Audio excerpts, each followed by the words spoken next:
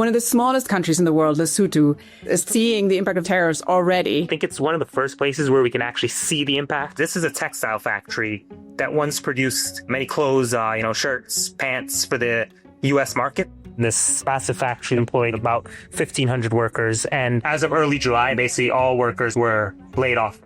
Just look right here, for instance. These are sewing machines right there. So this is one assembly line of these tables. If you look here, these tables go all the way down, and then they go all the way that way.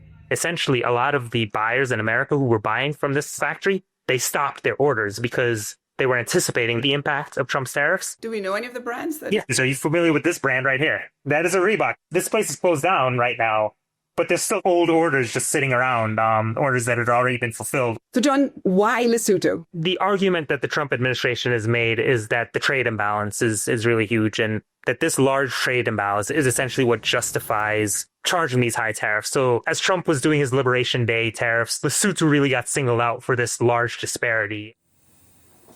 One of the reasons Lesotho exports so much is because it's a major textile industry that supplies a lot of major American companies with the clothing brands that they put on the shelves in the U.S. How did that industry sort of develop and become what it was in Lesotho? Yeah, interestingly enough, Katrin, it was the U.S. that really essentially boosted Lesotho's textile industry and made it what it is today. So toward the end of Bill Clinton's second term in office, the U.S. Congress passed a new measure called the Africa Growth and Opportunities Act. And that essentially allows certain African countries to export certain goods duty-free into the U.S. So get it into the U.S., no tariffs at all. And so one of the countries that sort of capitalized on this more than any other country was Lesotho. You saw this big textile industry sprout about 20 years or so ago. Can you paint the picture a little bit for us of what Lesotho looked like before these tariffs were announced? So to be clear, the economy has been struggling here for a long time. 50% of the population lives under the poverty line.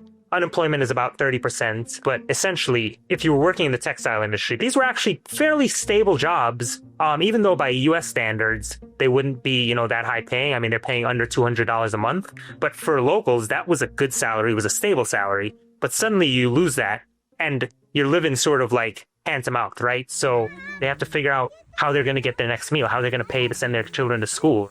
You talk to a lot of people on the ground here in Lesotho, and you're seeing that struggle, and you see it filter down, right? Because there's a big informal economy here. So even people who are not working at the textile factories, there's a lot of people that are sort of selling things on the roadside. And so I think it's not a sense that Trump's tariffs have ruined the economy here because it was already in shambles, but we can say that maybe one of the small bright spots in the economy is now in big danger.